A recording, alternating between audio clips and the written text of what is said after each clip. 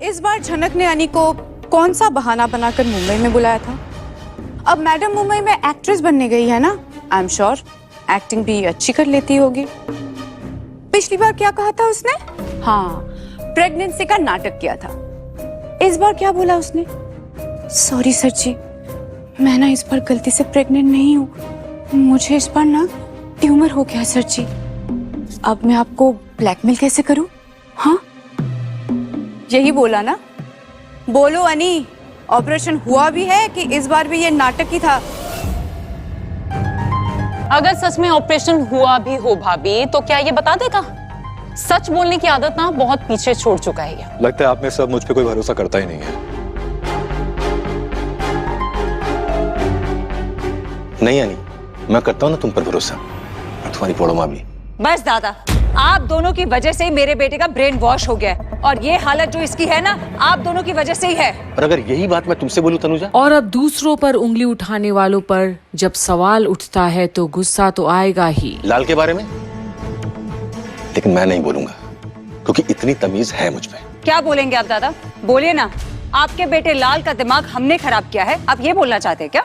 रहने दीजिए काकी माँ, रहने दीजिए। बाबा मेरे बारे में क्या सोचते हैं ये इनकी अपनी सोच है, पर मेरी ऐसी सोच नहीं है, मैं नहीं सोचता ऐसे। लाल, सच कहूं ना, भलाई का जमाना नहीं है। तुम्हारे बाबा के पास तो पैसे भी नहीं थे, वो तुम्हारी जिम्मेदारी तक नहीं ले पा रहे थे।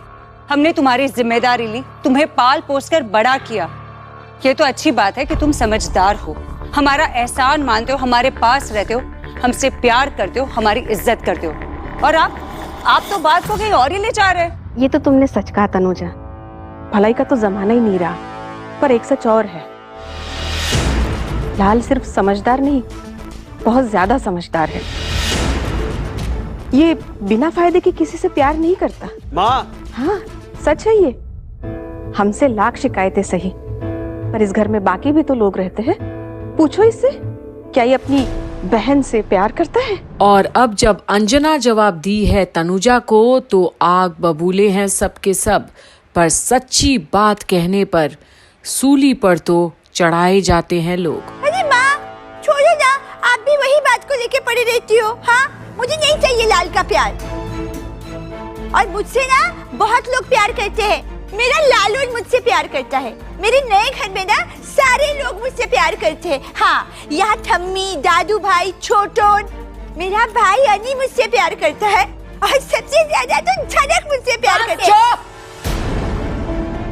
खेल लिया प्यार प्यार? हाँ, तुम खेलोगी? हम फिर से टॉपिक से भटक रहे हैं। नहीं अर्शी, तुम्हें मेरे ऑफिस जाने का मन है ना? ठीक है, मैं अपने बॉस से तुम्हारी मीटिंग फिक्स करवा दूंगा, और मैं जल्द से जल्द ऑन साइट जाने के लिए अप्लाई भी कर दूंगा। और अगर मुंबई से कॉल आया तो अपना फैसला तो नहीं बदल दोगे ना? अब नहीं आएगा कॉल। और अब कुछ पल के लिए सभी शॉक्ड होते हैं अनी की बातें सुनकर। ये क्या बोल रहा है कि कॉल नहीं आएगा अब? मतलब कभी भी नहीं। अनफॉर्चुनेटली अब तुम पे बिल्कुल भरोसा नहीं रहा। शशि आंटी, मैं ना अपनी बीवी से बात कर रहा हूँ। जब पति पत्नी बात कर रहे होते हैं ना, तो बीच में इंटरफेयर नहीं करना चाहिए। अनी, अनी, तुम्हारा चेहरा काफी थके हुए लग रहे हो तुम। नहीं जेठू, मैं ठीक हूँ, आई एम परफेक्टली फाइन। ऐसा बोलने से कुछ नहीं होगा। तुम सही में थके हुए लग रहे हो। तुम्हारी नींद पूरी नहीं हुई क्या? एक्चुअली नहीं सोया मैं हॉस्पिटल में था। झनक कैसी है अनी? हाँ, उसके बिना मुझे अच्छा ही नहीं लगता।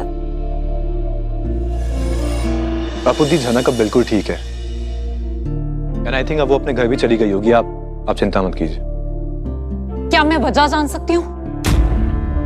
झनक ने तुम्हें मुंबई क्यों बुलाया था? अर्शी, बीमार होने पर खबर तो करते हैं ना लोग। पर उसका कोई भी जवाब सीधा सीधा नहीं है, और इससे सबको परेशानी भी है। वो बहुत ज्यादा बीमार थी, सरवाइव करने के बिल्कुल चांसेस नहीं थे उसके।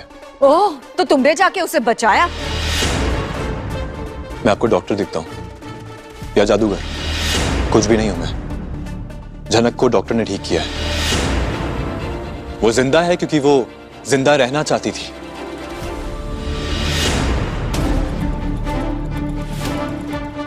खैर अर्शी, आई नो कि मैं चला गया था, तुम बहुत स्ट्रेस में आ गई थी, तुम्हें भी रेस्ट लेना चाहिए, लेकिन मैं प्रॉमिस करता हूं अब से तुम जो भी कहोगे ना मैं करूंगा।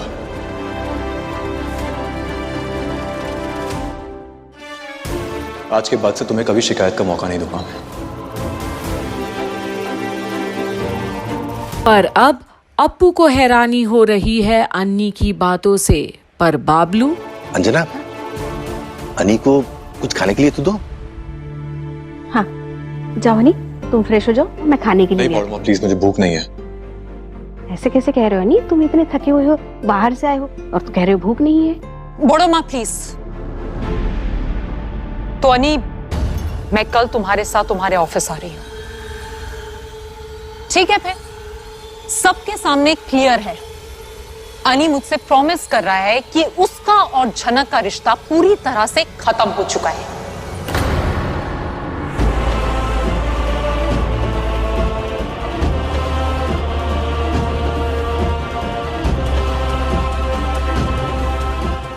और पहला मौका मिलते ही अनी और मैं अब्रॉड चले जाएंगे, और ये सब कुछ अनी मुझे एक पेपर पे लिख के साइन करके देगा। और आज जो अर्शी ने कहा है सबके सामने अनी से, इससे भी कहीं फर्क तो पड़ता है अनी को, पर उतना नहीं जितना झनक से दूर जाने पर हुआ था। पर आज अर्शी ने साबित कर दिया कि अनी के साथ का रिश्ता सिर्फ एक पेपर के जरिए है। इतना जलील तो झनक ने भी नहीं किया था उसे, कुछ मांगा ही नहीं था, बस अनी के लिए तरस गई थी। और जब उसे अनी की सबसे ज्यादा जरूरत थी तभी अनी ने उसे जलील किया था। पर उसने तो कभी कोई पेपर पर साइन करने के लिए तो बोला भी नहीं। अब आगे जब अनी का दिल इस कदर टूट सा गया है अर्शी की बातों से, तो अब वो क्या निर्णय लेगा ये देखना ना भूलिएगा यहीं झनक की आने वाली अपडेट्स में कंप्लीट बॉलीवुड पर, क्योंकि रिश्ता तो वही श्रेष्ठ है जिसमें शब्द कम और विश्वास ज्यादा हो, अहंकार कम और प्रेम ज्यादा हो।